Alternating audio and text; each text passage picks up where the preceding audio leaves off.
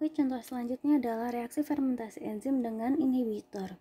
Jadi, di sini ada reaksi enzymatic hydrolysis of starch was carried out with and without maltose and alpha dextrin. Jadi di sini ada reaksi hidrolisis enzimatis dari pati yang dilakukan dengan dan tanpa maltosa dan alpha dextrin.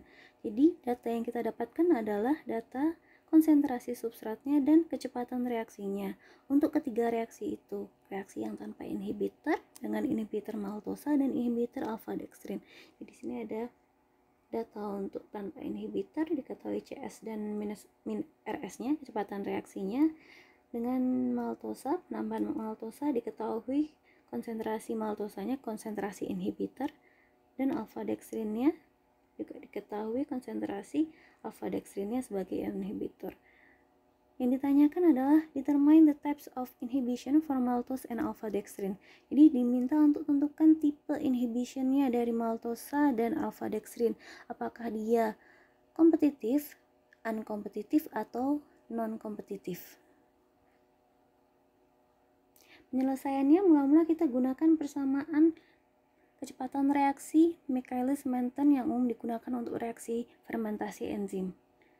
Persamaan Michaelis-Menten di mana RS sama dengan Vmax per kalikan dengan S dibagi dengan Km plus S. Kita linearisasi persamaan ini dengan kita balik dibagi. Jadi 1 per RS sama dengan S plus Km dibagi dengan Vmax kali S, kita linearisasi.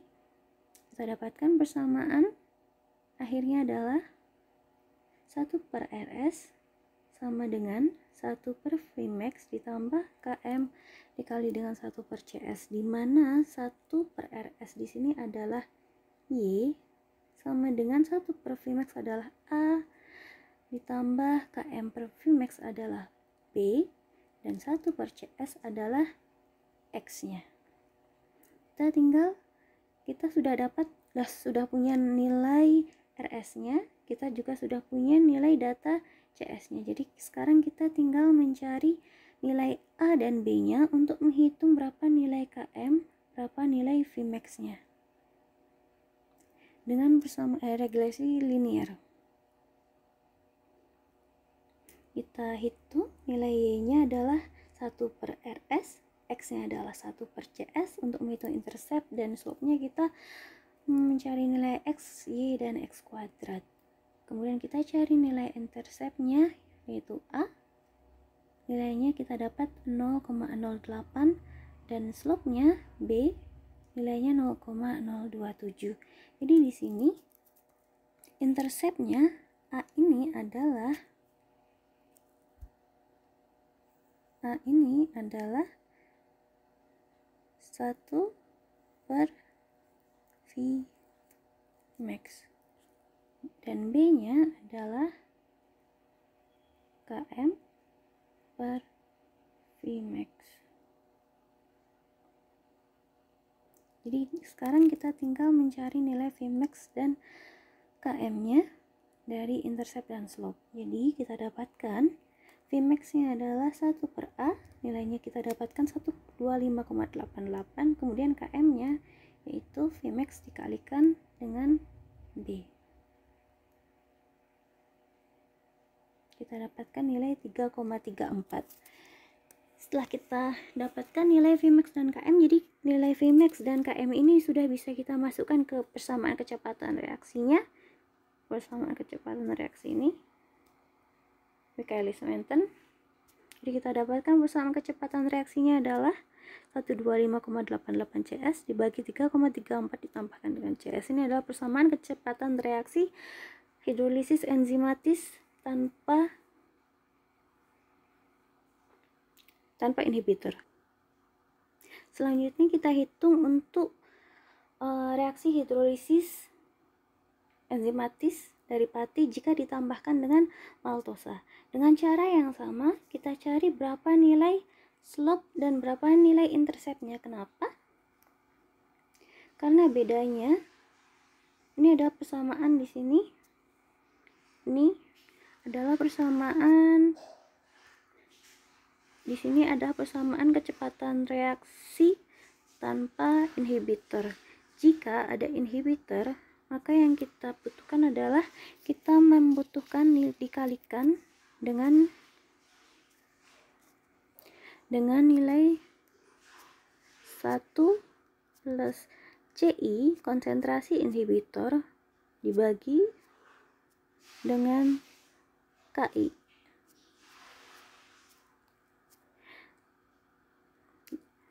Jadi kalau ini persamaan, jika dengan inhibitor kita harus memasukkan nilai ini dikalikan kalau kompetitif dia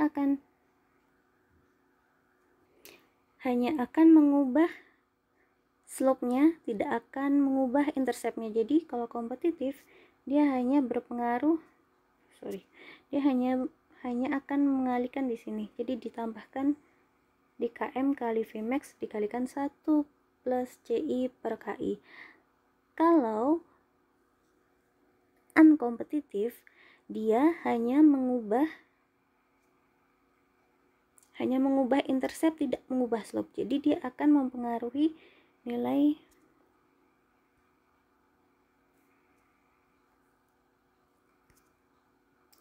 kalau dia unkompetitif, dia hanya akan mempengaruhi nilai interceptnya. Itu besar sekali.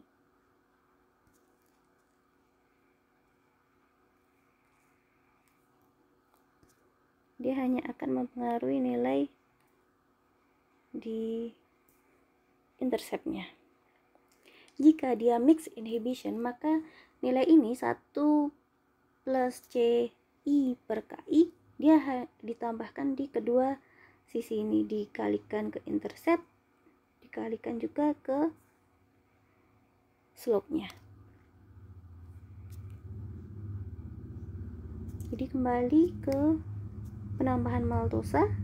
Dengan cara yang sama kita cari nilai intercept dan nilai slope-nya dengan cara yang sama seperti sebelumnya. Jadi kita dimana Y-nya adalah 1 per RS, X-nya adalah 1 per CS, kita cari berapa intercept dan berapa slope-nya. Kita dapatkan nilai intercept-nya adalah 0,0098 dan nilai slope-nya adalah 0,0329.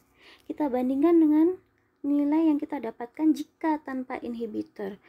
Jika tanpa inhibitor didapatkan nilai 0,08 dan 0,027. Jadi di sini kedua nilai intercept dan slope tidak sama dengan nilai intercept dan slope jika tanpa inhibitor. Artinya penambahan maltosa akan bersifat mixed inhibition atau non-kompetitif. Jadi dia akan mengubah kedua nilai slope dan nilai intercept. Jadi di sini dikalikan, di sini adalah interceptnya dikalikan dengan 1 plus CI per KI, dan di sini pada pada slope-nya dikalikan juga dengan 1 plus CI per KI. Kemudian sekarang kita sudah tahu berapa nilai Vmax dan nilai Km-nya. Kita sekarang hanya tinggal mencari nilai KI dari maltosanya, K inhibitor maltosa. Kita ambil dari salah satu ruas, apakah ruas slope atau ruas intercept, bebas. Di sini kita ambil dari nilai interceptnya. Jadi A adalah 1 per Vmax dikalikan dengan 1 plus CI per KI. Jadi kita dapatkan nilai KI-nya adalah 55,045. Ini di sini hanya persamaan, rearrangement persamaan dari persamaan ini. Setelah kita dapatkan nilai KI-nya, sekarang kita tinggal masukkan persamaan nilai KI-nya ke persamaan bersama kecepatan reaksi untuk mixed inhibition. RS sama dengan Vmax kalikan dengan CS dibagi dengan CS plus Km dikali dengan 1 plus CI per KI. Jadi di sini kalau mix inhibition CS dan KM sama-sama dikalikan dengan 1 plus CI per KI. Kalau non inhibit kalau kompetitif yang dikalikan hanya KM, kalau unkompetitif yang dikalikan hanya S-nya. Jadi tinggal kita masukkan nilai KI di sini ke persamaan ini. Kita dapatkan persamaan kecepatan reaksinya. Yang kedua, dengan penambahan alfa dextrin, diketahui CI-nya adalah 3,34.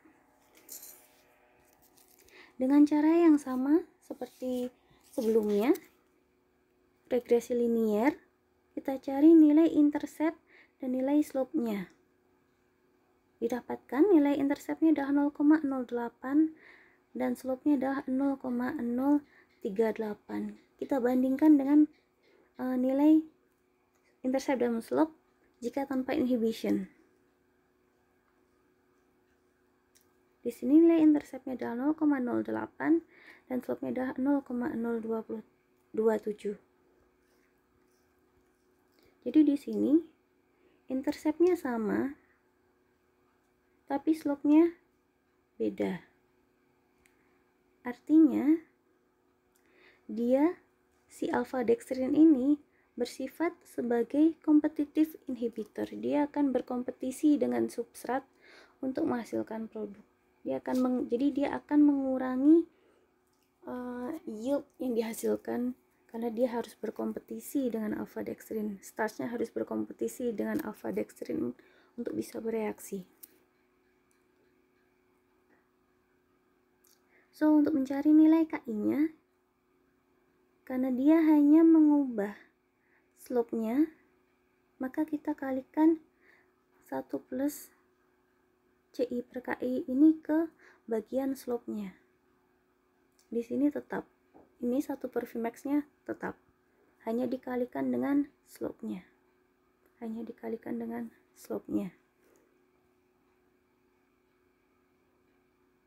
Nilai Vmax dan Km sudah kita ketahui, jadi kita tinggal mencari nilai KI-nya dari nilai, ini kan B, ini A, jadi dari nilai B-nya